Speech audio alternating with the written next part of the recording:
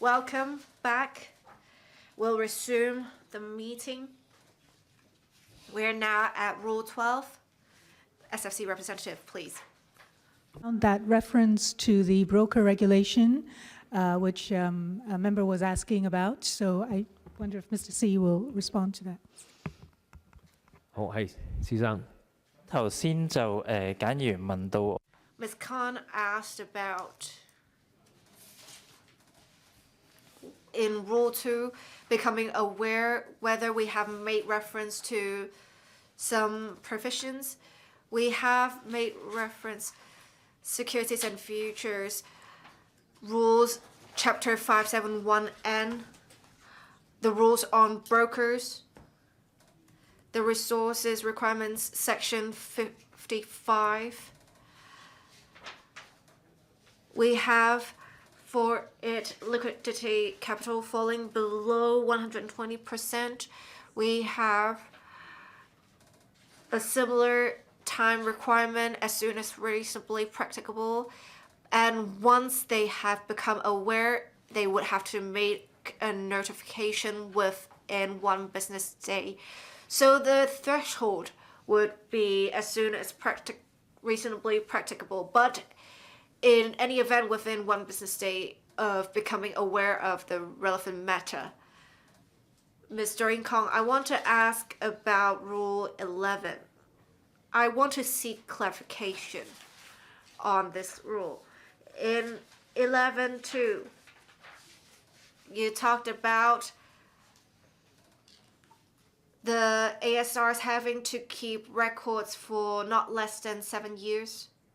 But when we talk about LN15, for uncertificated markets rules, the securities market rules, USM rules, we talked about them keeping the records for 10 years.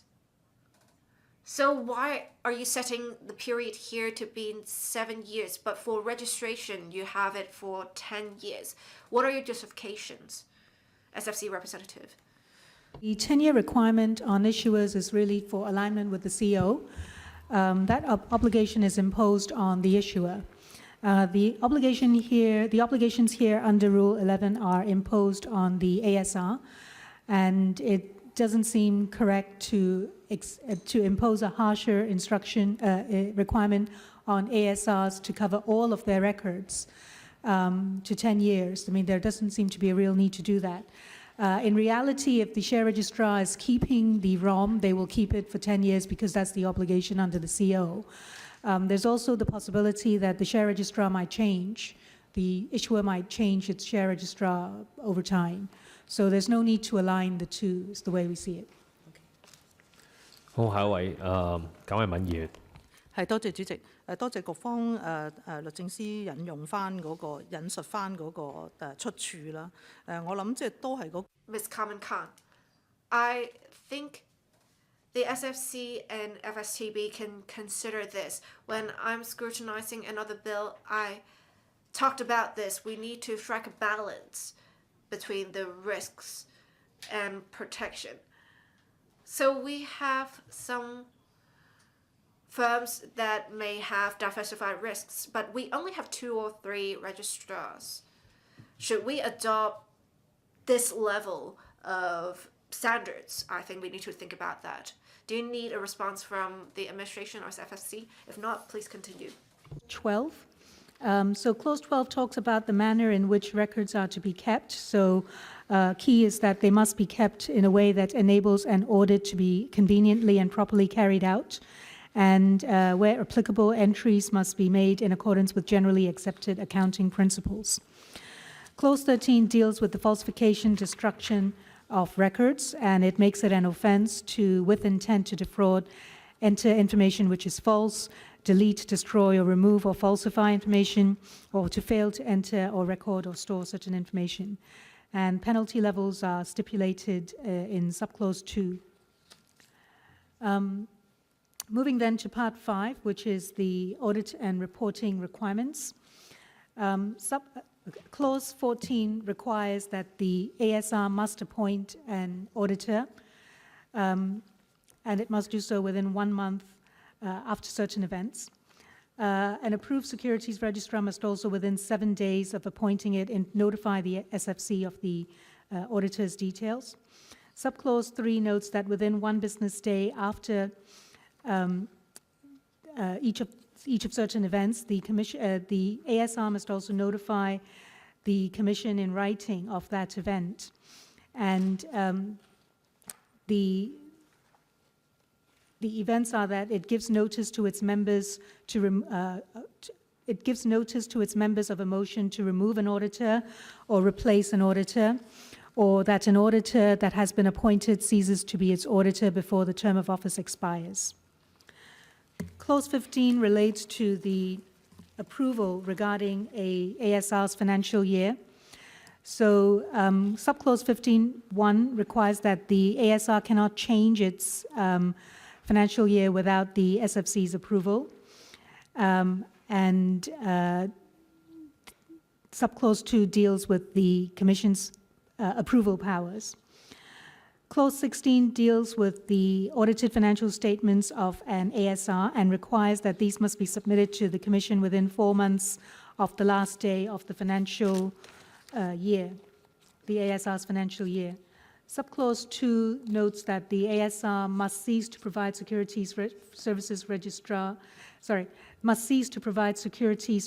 services, or rather, an ASR that ceases to provide securities registrar services must, within 4 months of ceasing, submit financial statements that are prepared up to that period. Subclause 3 provides that the ASR must submit, together with financial statements, the auditor's report. Subclause 4 provides that the ASR must also submit its total capital expenses projected for the 12 months to come and a description of its plans to finance expenses. Clause 17 deals with periodic returns. There are 2 returns that we require. One is a quarterly one, which is relating to the ASR's financial status, and one is an operational one, which is to be provided on a half-yearly basis. Subclauses 2 and 3 list out the information to be included in those reports. Clause 18 deals with reportable matters. So these are matters relating to the ASR's service facilities or operations, and that need to be notified to the SFC immediately. And after notifying immediately, the ASR also needs to submit a written report regarding the entire incident. Clause 19 relates to notification of 我哋等一 changes. 等，江玉歡議員。 Please pause here, Mr. Rincon. The microphone is not on. After reporting the matter to the Commission, will the Commission notify the public? It depends on the particular event or incident in question. If it calls for some more public notification, then we would do it, but if it doesn't, then we wouldn't. It has to be a case-by-case assessment. 譚國恒議員。 謝謝。 Dr. Tan Yueheng. Thank you, Chair. I want to talk about Clause 17. We have a 6-month period. Why is it that there has to be a report again? Like, we have to have the returns again. So in March, June, September, and December. But in June, it would be the second quarter, but it would also be at the mid-year point. So why is it that a report would have to be made twice? Say in the A-share market, it would be in quarters. That every quarter some information would have to be published. In Hong Kong, it would be every 6 months.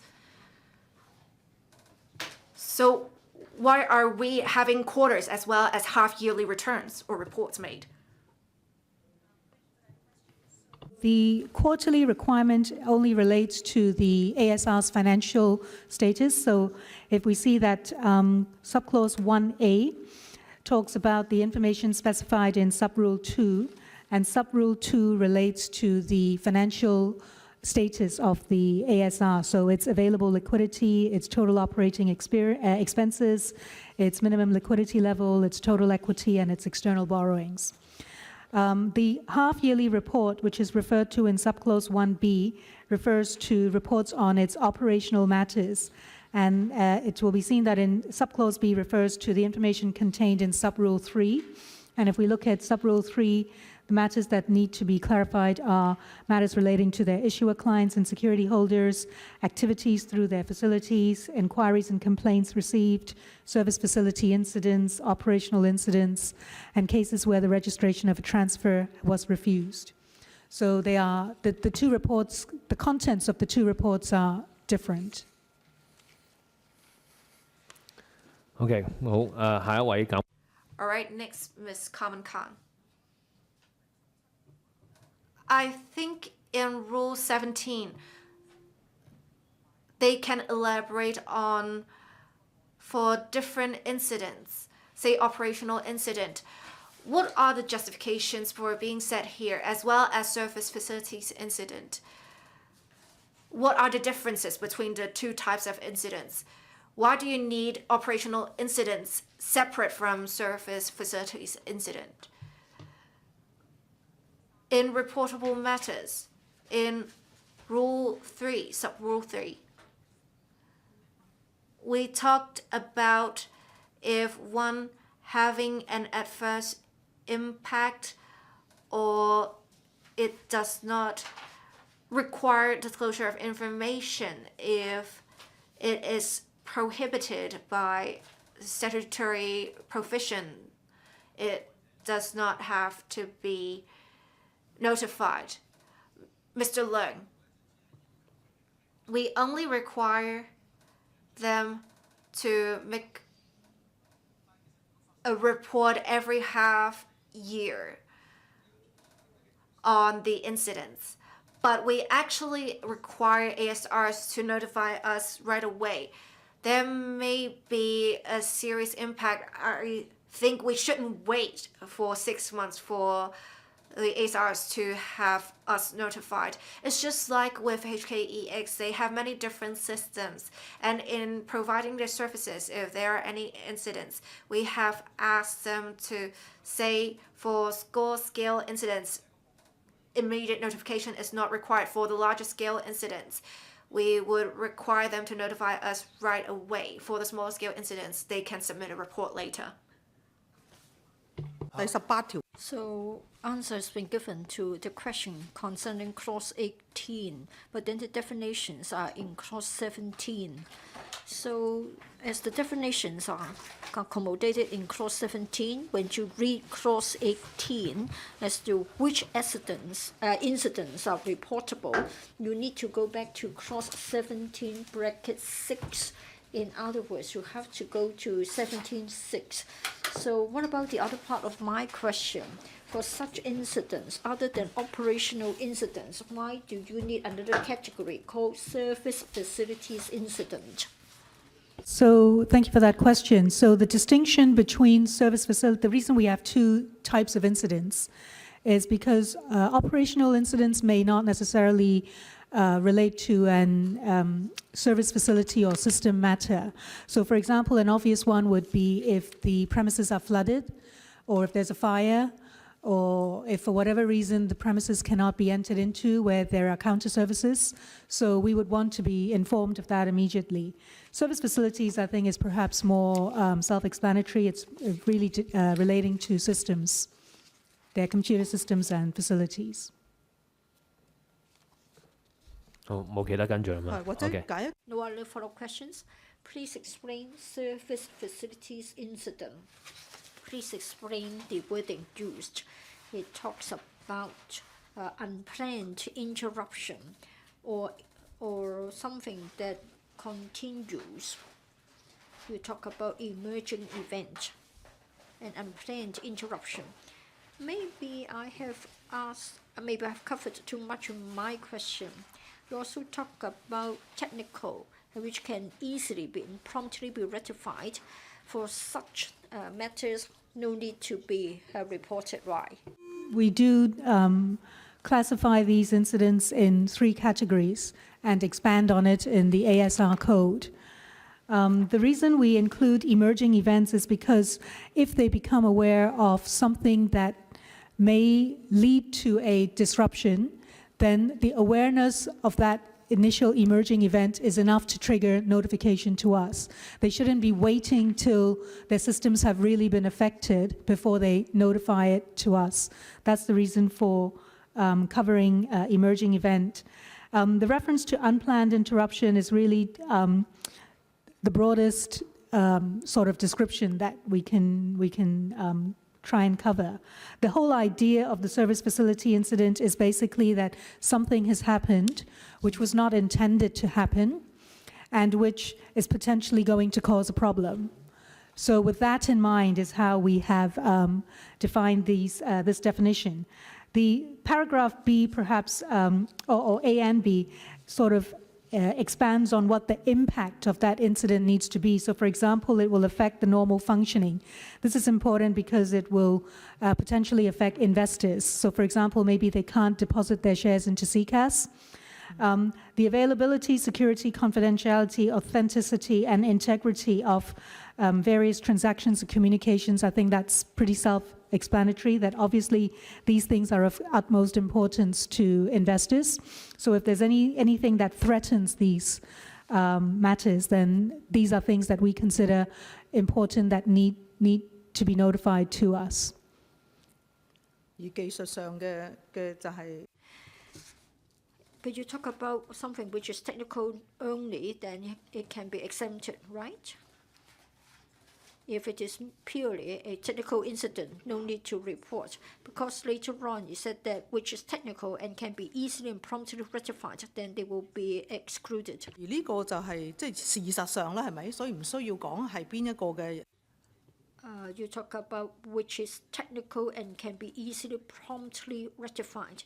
Is it just a matter of fact, or can it purely be in the opinion of the SR? 好，唔該。 Thank you.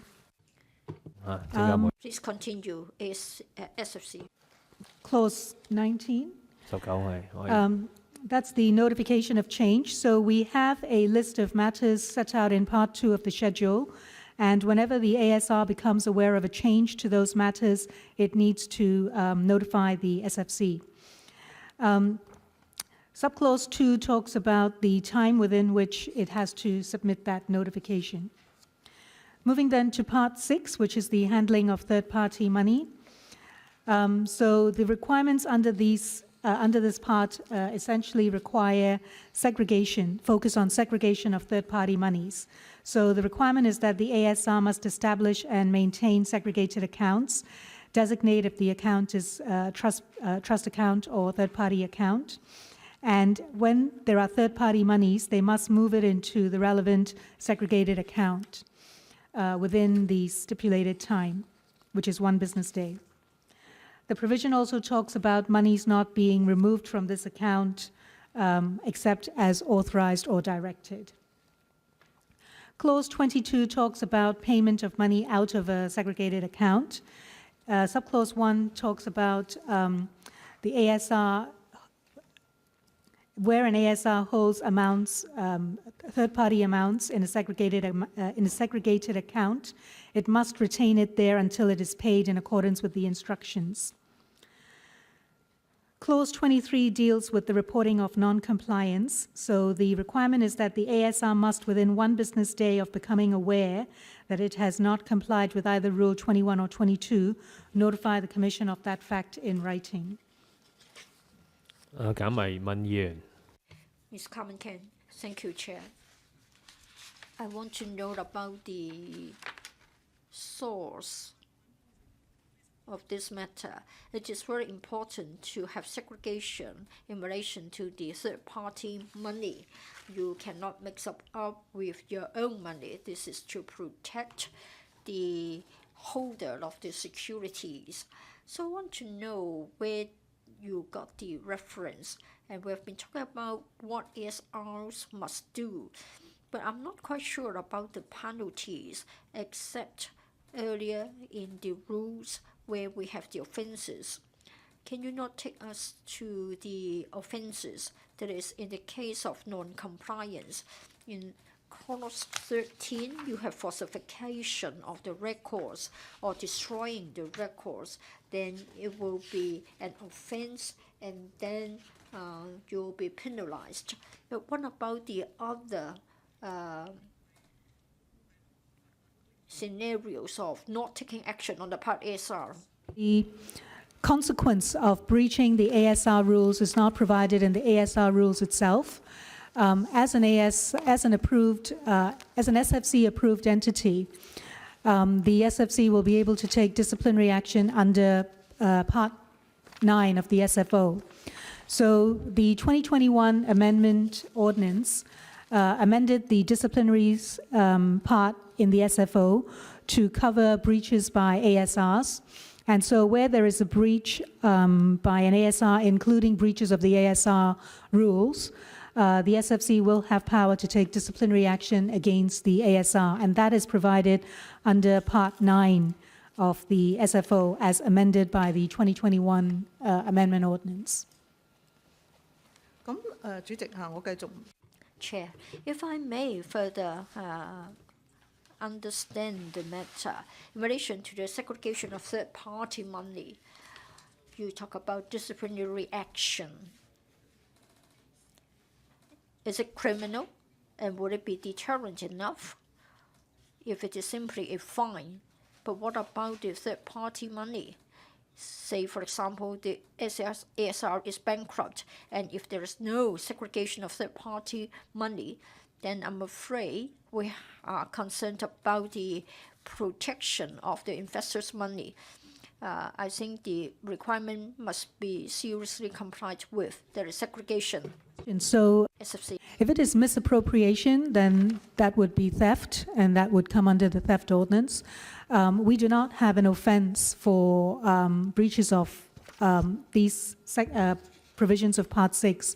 The offenses that we have are really where fraud is involved. For those two provisions in the ASR rules, one which Ms. Can mentioned, let me just stick those two out.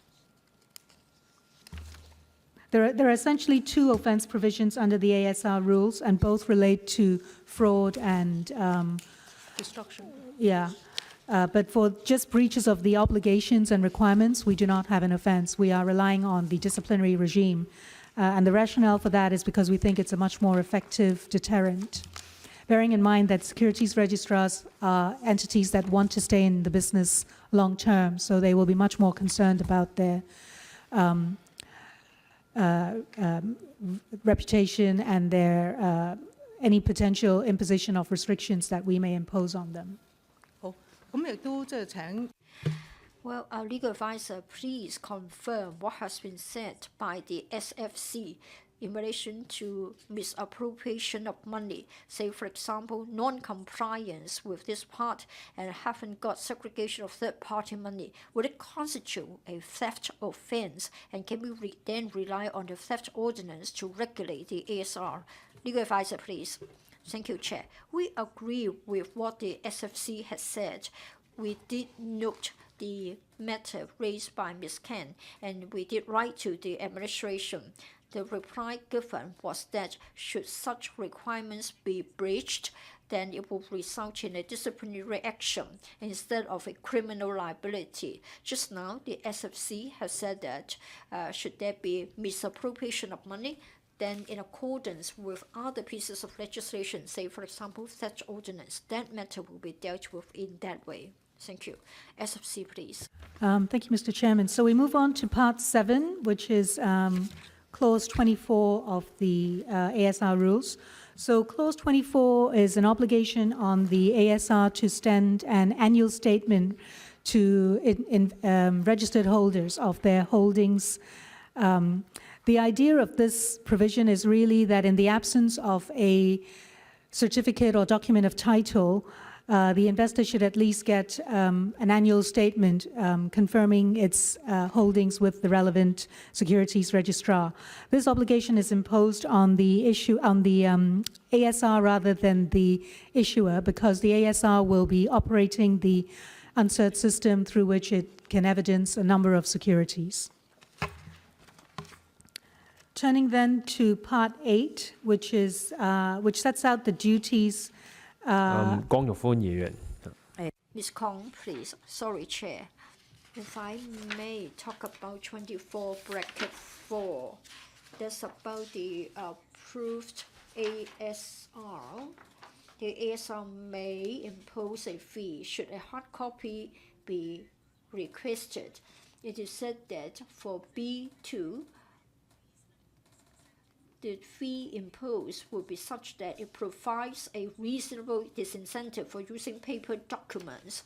Well, you don't impose a maximum. And in addition, you allow them to add the disincentive element. So on your part, do you have any guidelines? Just now, for the first subsidiary legislation, for the issuer to provide a copy, you said that certain criteria have to be abided by in relation to the prescribed fees. There's rule number 8 of the USM rules. Here, do you have any guidelines? On the contrary, you are allowing them to provide this incentive. Would it be very costly? That it should be a disincentive, so we do not expect it to be cheap. Having said that, there is a general requirement in the ASR code that fees must be reasonable, commensurate, fair in all the circumstances. So while we do expect the fees to be not low, shall we say, we do not expect them to be exorbitant, because if they were exorbitant, they would be in breach of the ASR code. 主席啊，我認為 Chair, I do appreciate we don't encourage people to have hard copies, but then when you prepare the code, do you have a maximum level in mind?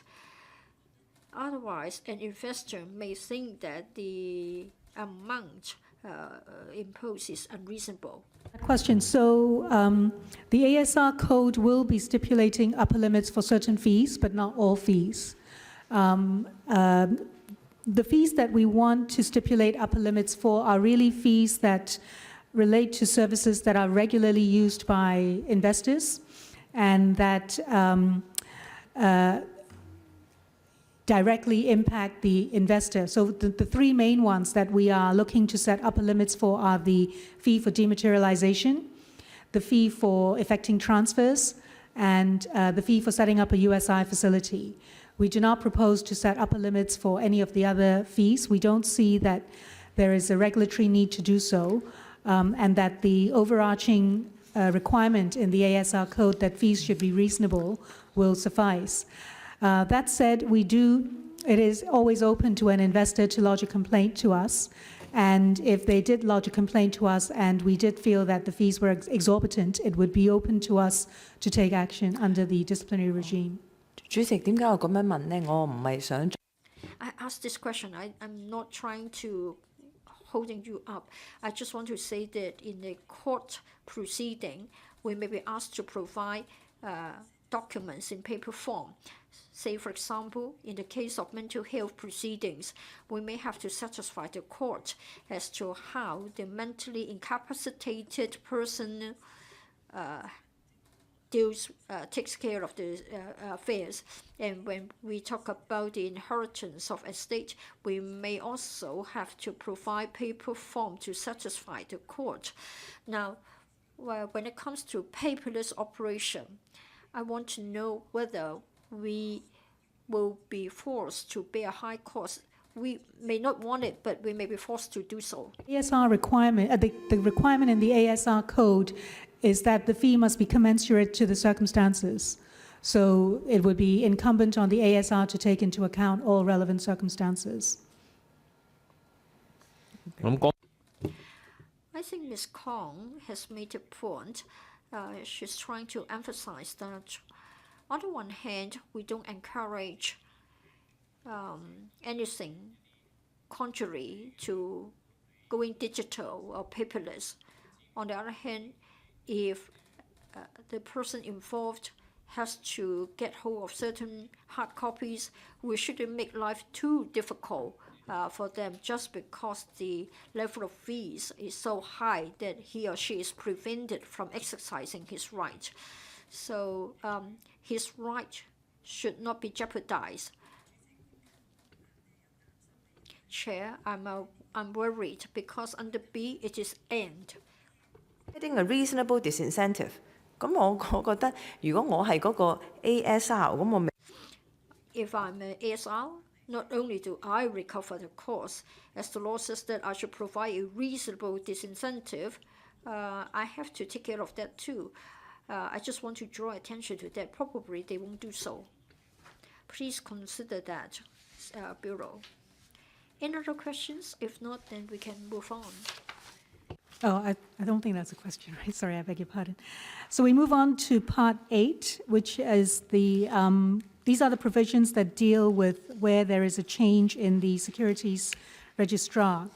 So Clause 25 sets out or requires that the Securities Registrar or the ASR cannot just cease to act as an issuer's ASR. That any seizing must be with the issuer's consent or with the permission granted by the SFC or for the purposes of avoiding contravention with the requirement under the Ordinance.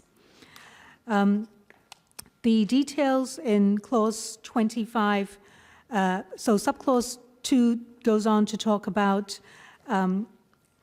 where the Commission may permit the Registrar to cease to act as the ASR.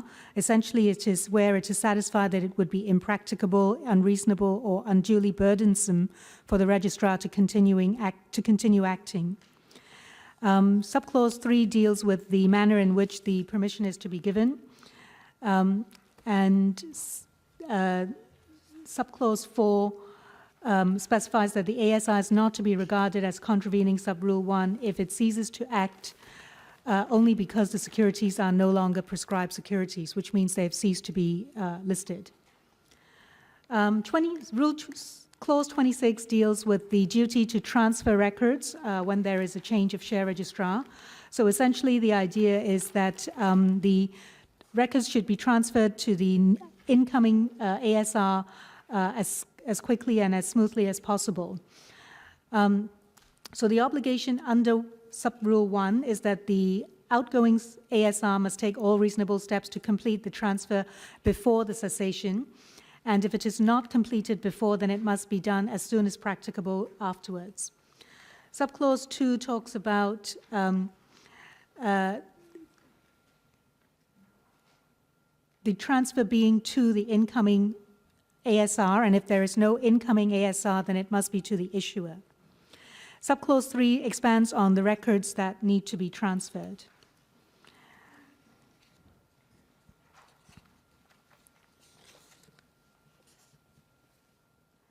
Subclauses 4 to 7 are relatively procedural matters. Turning then to Clause 27, this relates to the duty to notify the Commission and the Exchange when there is a change in the Securities Registrar. The reason for this provision is just to make sure that the Commission is aware that there is a change and can monitor and make sure that any handover is carried out in an orderly manner.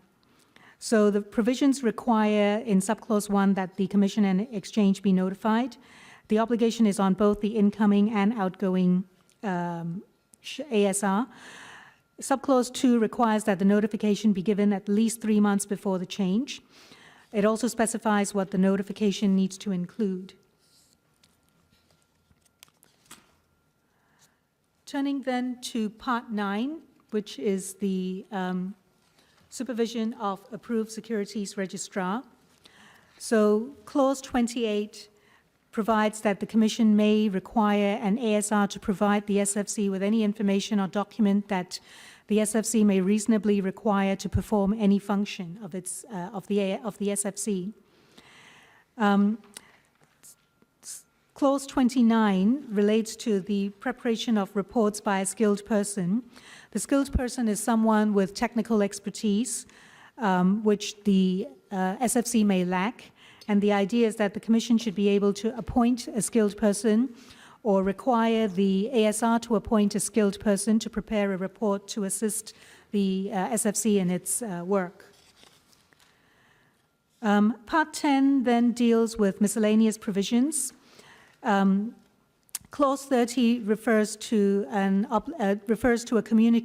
to the requirement that ASRs must communicate with the SFC via an electronic transmission system which the SFC has specified. This is essentially to encourage communications between the SFC and the ASR to be electronic as far as possible. Clause 31 is a general power and enabling the SFC to modify or waive any of the ASR's obligations under the ASR rules. And Clause 32 is another offense provision which deals with destruction, concealment, or alteration of accounts or records fraudulently. And breach of such destruction, concealment, or alteration constitutes an offense. Mr. Chairman, that's all for the ASR rules. 附表 Oh, sorry, 附表 I beg 係 your pardon. Spoke too soon. About the schedule. So the schedule is a list of matters that the ASR must notify the SFC on if there are changes. So Clause 1 deals with definitions. Clause 2 deals with basic information relating to various individuals. It includes the persons that they have to provide this information about are also listed. But it's basically their identity information and their address and contact details. Clause 3 sets out some of the relevant information. So this refers to information relating to whether any disciplinary or criminal or judicial processes are underway or relate to them that may sort of impugn their fitness and possibility and propriety. Fitness and properness to be related to a ASR. 我哋等等先，江玉歡議員。主席，我想請問一下關於2嗰個 base It's good. Basic information. So the first is about individual, the second is about the company itself. Now for B, if there are former names, it has to be included. But what about for when it is an individual, the former names or alias are not required? What is the difference between an individual and a company? Application form that we have prepared actually includes former names. May I get back to you on this point? It might be reflected elsewhere. 係，施生。個補充咧就係呢個附表入面 See, for information required in the schedule is in relation to the requirements for licensed corporation is 517S cap S&F rules for registration approval and the definition for individuals and also body and companies. We can understand the logic, but if it was wrong previously, we should not just follow the previous mistake. I'm not saying that previously it was wrong, but I think you should take this opportunity to rectify the mistakes, if any. I think Ms. Khan has a point, because both an individual and corporation can change its name. If you trace back to another piece of legislation, perhaps you can double check to see whether there is any room for improvement, unless there were better reasons for drafting the law in that way back then. Acquire this piece of information, so changes will be incorporated. Changes in their name will be something that we will require them to provide. Another point to note is that the information that's required to be submitted is it's not restricted. On application to become an ASR, it's not restricted. This is covered in the in the amendment ordinance, that the SFC can ask for any information that we require at the point of application, and so former names are included. 主席，其實對唔住啊，我想解釋。 Now, I'd like to explain why this is important. Because personal particulars will allow you to follow up or to check whether there were previous criminal investigations or breaches. I agree with the chair. I think you can make it clearer in the code or in the application form if you don't amend the law. 啱啱提出呢個 Perhaps the SFC can consider this point. Please go on. 哦，唔係或者我而家法律顧問有 Legal advisor. Over to you. Chair, thank you.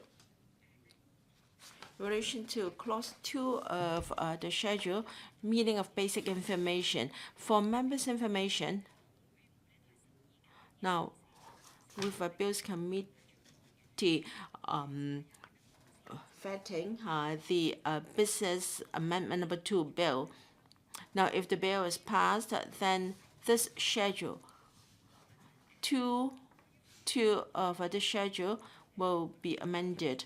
So there may be consequential amendments to basic information required of a corporation, and we have communicated with the administration. This part may be amended to reflect the requirements on basic information of a corporation. We understand that the administration is going to move a CSA so that when the company re-domiciliation bill is passed, then there will be a CSA here. Thank you. Any supplement from the administration? Yes, we are going to introduce a CSA if that bill is passed. SFC, please go on. On to the stock market listing amendment rules. So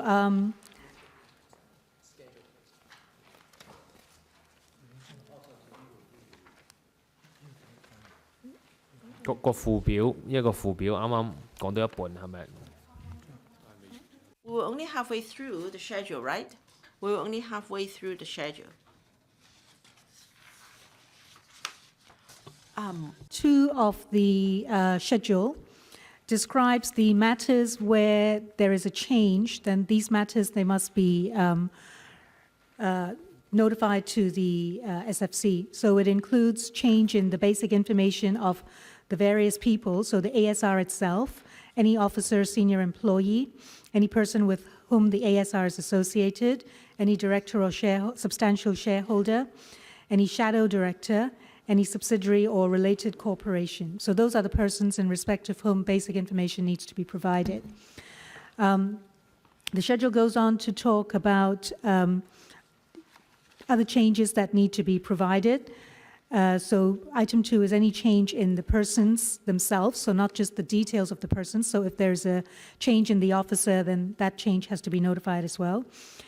Any change in the contact details, any change in the status of authorization to provide similar services outside of Hong Kong, any change in the status of their membership in any clearinghouse, CSD, exchange, or elsewhere, whether in Hong Kong or elsewhere, any significant change in their business, any change in their share capital, shareholding structure, any change relating to the fees charged in relation to the provision of securities registrar services, but this focuses on fees charged to investors, not fees charged to issuer clients, and any change in their corporate group structure, any significant change in their service facilities, any change in the information regarding their assets, any change relating to their bank account details, any change relating to their premises or the circumstances of their premises. So, for example, if there's been a big fire and the premises are destroyed, and any change in any insurance coverage that they're required to take out. 係江玉歡議員。主席，我想請問 Mr. Rincon. Part 2. Sometimes we say any change and sometimes we say significant change. What is the difference between any change and significant change? Where can we see the difference between the two? SFC? There isn't a real definition anywhere. It's really, to be honest, a common sense approach. So if we look at some of the provisions which deal with significant change, the first one would be Item 7, which is significant change in the nature of a business. So if there are minor changes, we don't need the share registrar to notify us of everything. It's really significant changes relating to their business that we would want to be notified of. Similarly, in relation to Section 11, where we talk about the service facilities, there might be little tweaks in their service facilities. Again, we don't need to be informed of everything. Significant change is what we are looking for. We appreciate that it is a judgment call, but we rely on the ASRs to exercise proper discretion and judgment. Obviously, if we have found that they are not exercising proper and reasonable judgment in this regard, then we would take action. We would have the ability to take action. 唔該。好，繼續。係咪局方有啲？ Thank you. Yes, please go on. Administration. So we are done with securities and futures approved securities registrar's rules. May I refer you to LN 14, and that is the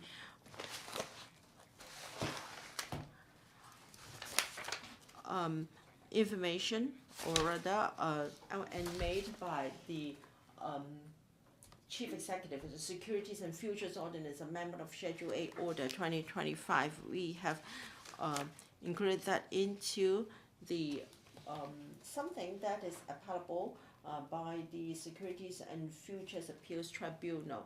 So I would like to tell you what are the 3 decisions. Thank you. Speakers off mic, can you please speak on the microphone for them?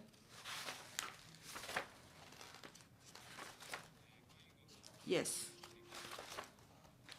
Regarding the SNF Ordinance Amendment of Schedule A Order 2025, we are going to add 79 after 78.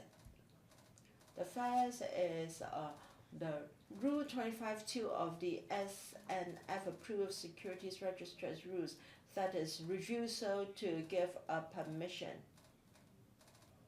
That is a permission for an ASFR to stop providing service. Ms. Khan, do you have a question on this or on another point? So, I'm sorry, because I saw you press the button to speak. So, let's complete the last part first. Ms. Khan? Thank you. Part 2. So we're referring to B448. Changes to be notified. So officer, a previous translation was 高級人員 and senior employee 高級僱員. I think you should clearly define whom you're talking about because they have the duty to notify. And C is a person with whom the registrar is associated in the course of providing securities registrar services. Can you please explain?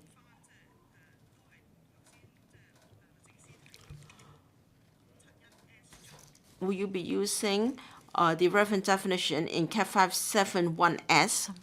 Anyone from the administration? Chairman. So the term officer and senior employee are both defined in the SFO. I will double check. My recollection is that associate is also defined, but we will double check. The idea of C is to mainly cover persons who are to whom an ASR might have outsourced any tasks. 但係主席 senior employee 咧，就頭先開始審議嘅時候，你都指出咗喺呢度亦都有定義。But then there is a definition for senior employee here. So are we following 101AAG bracket 8? It is the definition in 101AA. 係即係唔同 G officer 嘅係咪啊？即係或者 Yeah. 喺呢度 So it's different from officer. Can you tell us what's the difference between an officer and a senior employee? You're going to follow the definition in the ordinance. So what are we talking about? Persons like the director, the senior employee may or may not be a director depending on the particular ASR. In reality, depending on the size and scope of business of an ASR, the same person may be holding multiple roles, so which is fine. But in the case of a larger ASR, it's more likely that they will have different persons holding different roles. And so the idea is to make sure we cover all of them. So officer, the main one there is to include directors and I believe it's company secretaries, but I will double check. 好啊，主席啊，或者即係你會唔會喺個 ASR code 嗰度會再明確一啲咧？ You'll be more specific in the ASL code because for 101AAG, the definition is descriptive. There's one who is responsible for managing or supervising the ASL. So could the code be more specific? So the term officer is defined in the SFO itself, in the existing SFO, so Part 1 of Schedule 1. The ASR code does expand on what senior management is, because senior management may or may not actually be include the directors. So we have a separate definition for that as well, but the term senior management in the ASR code is used in the ASR code and it's not really a concept used in the ASR rules. But for the definition of officer, it's in the SFO. 主席，我諗都唔係。 Chair, I don't quite grasp the point. As you asked a similar question for a senior employee, it was defined, it was described in 101AAG, someone employed by the ASR is responsible for exercising supervision or management role. That can include the compliance officer. It can be a CRO responsible risks or anything. So someone responsible for supervision or management duties, that is rather broad. Can you be more specific in the code? So we do have, in the application form, we do set out key lines of business, and we expect a senior employee to head each of those. So perhaps that would address your concern. So it includes compliance, for example. It includes someone heading the finance. It includes someone heading the operations. So there are, if I remember correctly, there are 7 or 8 key lines of business. We can send those back to you subsequently. 好，唔該主席。係，如果事後可以補充啲資料，咁可以協助。 Yes, please give us supplementary information afterwards to assist our understanding. 16呢個 We have talked about schedule of LN16. Any other members who would like to raise questions on this? If not, we'll go back to LN14. LN14.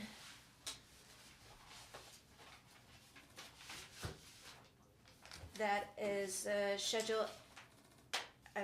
Securities and Futures Ordinance Amendment of Schedule 8, Order 2025. After item 78 in Division 1, Part 2 of Schedule 8, we will add some decisions to be made that will be appealable in the Securities and Futures Appeals Tribunal. 79 Rule 25 brackets 2 of the Securities and Futures ASR rules. Refusal to give a permission that will be for the ASR For item 80, Rule 29(1) of the ASR rules requirement to appoint a skilled person to make a report on an applicable matter and to submit the report.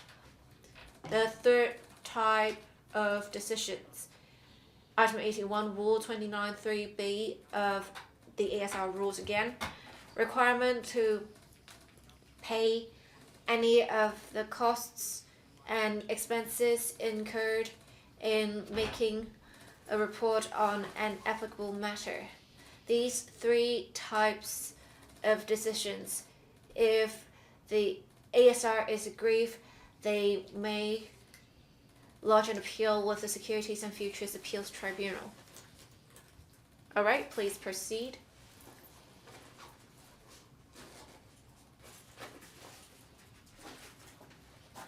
All right, we are now at LN 19.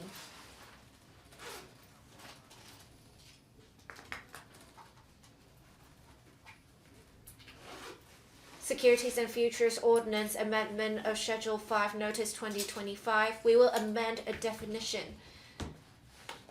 For Part 2, Schedule 5, after paragraph 11A, we would add some exemptions to the definition of dealing in securities.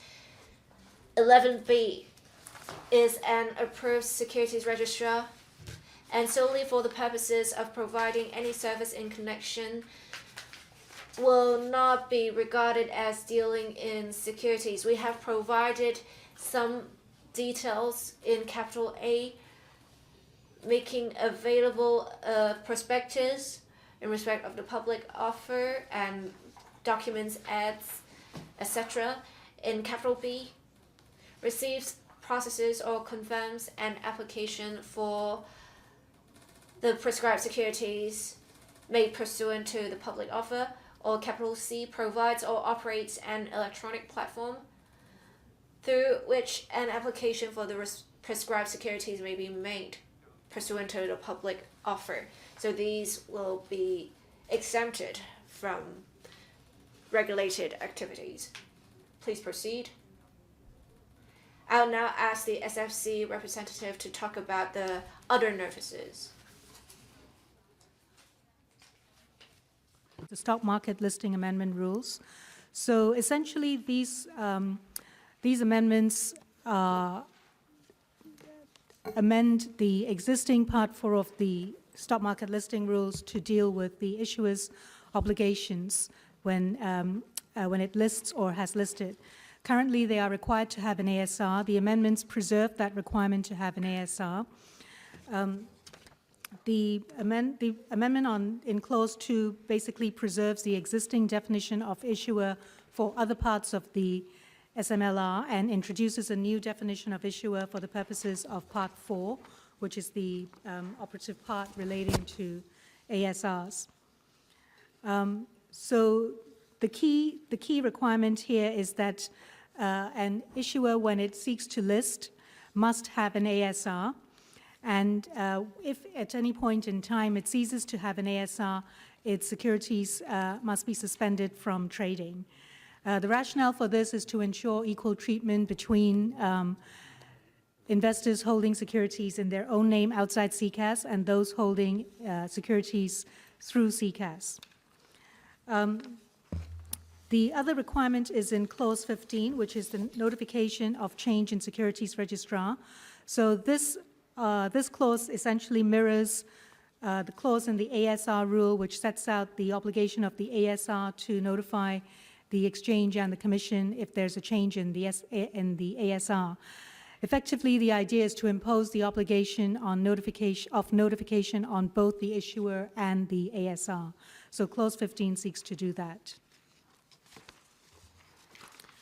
So that's the SMLR.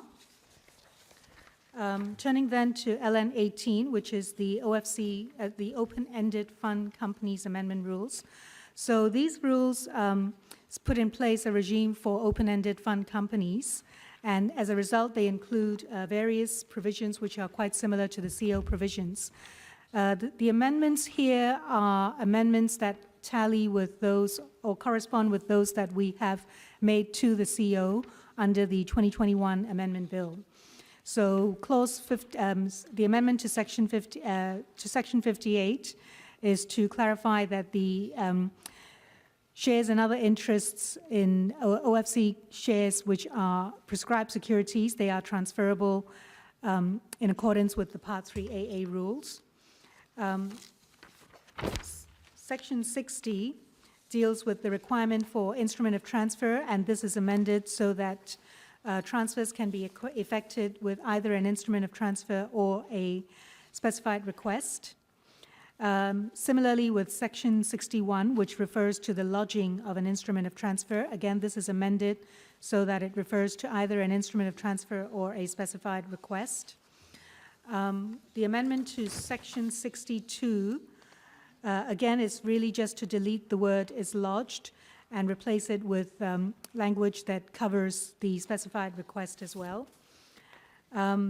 The amendment to Section 67 is to the provision on the 我哋停一停，簡慧敏議員。會是呢一部分咧，主席，我哋係咪要睇個標明文本咧？ Ms. Common Khan, should we look at the marked up copies for this? Because we are actually referring to LN18.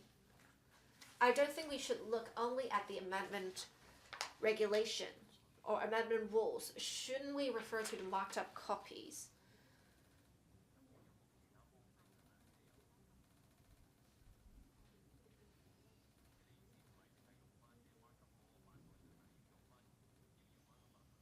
I think we should refer to the marked up copies. You're talking about referring to the marked up copies, right? Right, because we were talking about the new rules for LN 15 and 16. For the amendment rules, we should refer to the marked up copies. Sorry, which page are you referring to exactly?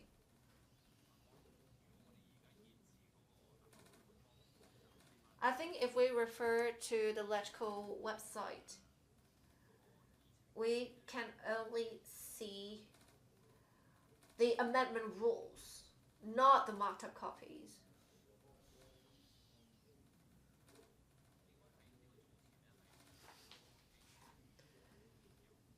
I believe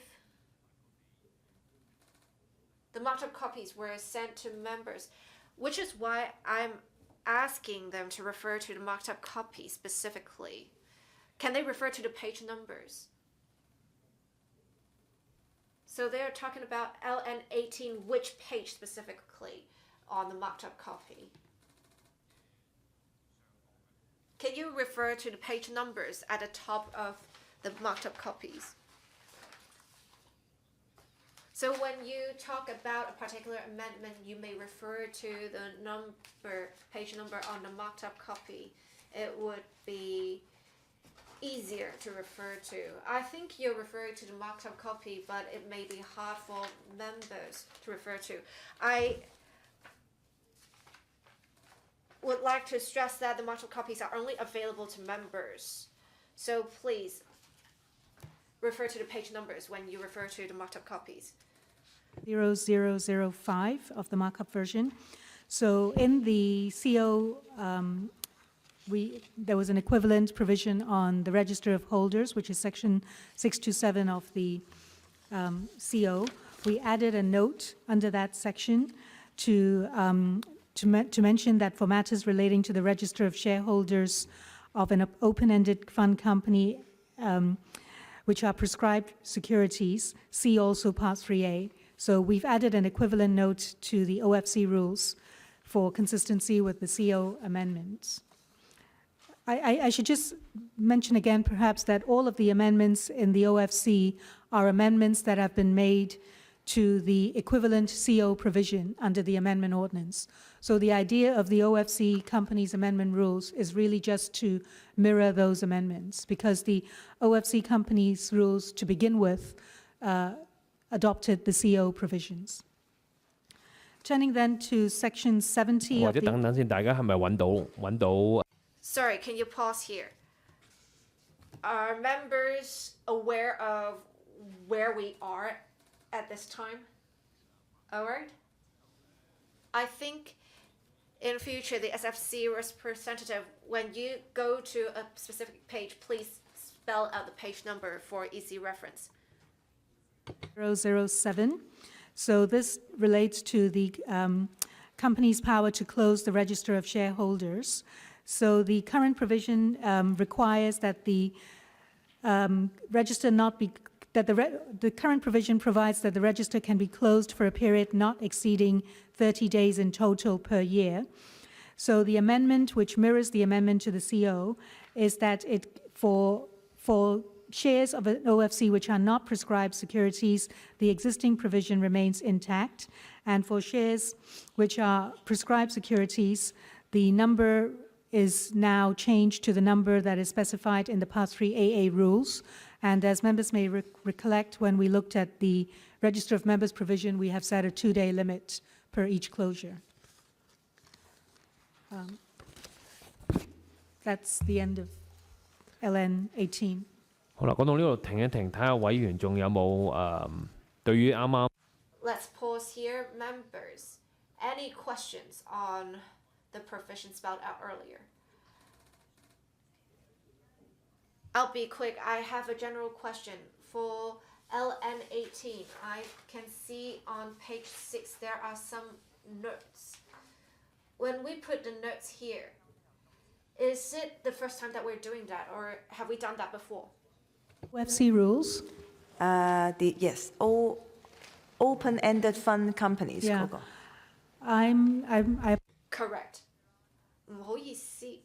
in the OFC rules, but the reason we put the note here is because we added a similar note to the corresponding provision in the CO, and so we felt it's appropriate or necessary to do the same for the OFC rules. 我覺得好有用，主席嚇，我覺得好有用。不過即係話，好似對上我哋 I think this is very useful. I think it is just as the assistant legal advisor said, we need to make clear these notes are not binding, right?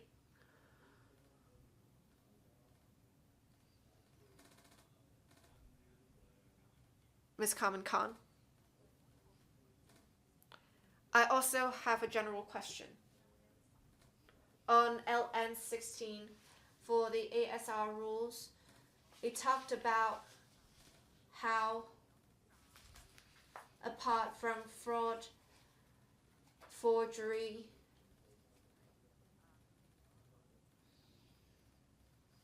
we would create an offense. For ASRs, we would rely on a regime. So can you provide a written reply on the management of ASRs? We will be regulating ASRs to ensure proper implementation of the USM regime. When ASRs will come into effect, what regulation there is. I was hoping there would be some infographics so that members would understand how ASRs will be managed. For existing ASRs, if they receive approval, afterwards they want to leave the regime, is it possible for us to make sure there is orderly withdrawal of the ASR? Mr. Leung. Thank you, Ms. Khan, for your questions. On your first question, we can provide a written reply on the issue. I would say this all along. We have been communicating with ASRs, potential ASRs. Most of them are ready to become ASRs, but with the law not having passed just yet, they cannot actually make applications. In the process of ASRs communicating with us, if we find out that they do not want to participate in the USM regime, we would ask them to notify the listed companies immediately so that the listed companies can go for other ASRs. But with our current communication with the firms, regardless of their size, they are more than willing to become ASRs. Mr. Ho,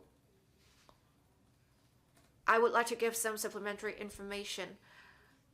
I thank the Assistant Legal Advisor for identifying this issue in her letter issued to the administration on the 28th of February about LN16, what the consequences are for breaching the rules in there.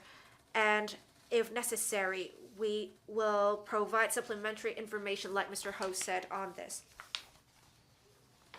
Apart from what Ms. Mohammed Khan said, I think it's just like at the beginning of the meeting, we did ask for some supplementary information to be provided in a written response. Can you include that in your written response as well? Of course. We would have a list from the Secretariat and we will draft our response based on that. Thank you. If there are no other questions, I would like members to note that the scrutiny period for the 6 pieces of legislation has been extended to the council meeting on 16th of April. On 28th of March, I will give an oral report to the House Committee. The deadline for giving notice to move amendments to the pieces of subsidiary legislation is 9th of April. The second agenda item is any other business. Would members like to propose any other business? If not, meeting adjourned. Thank you.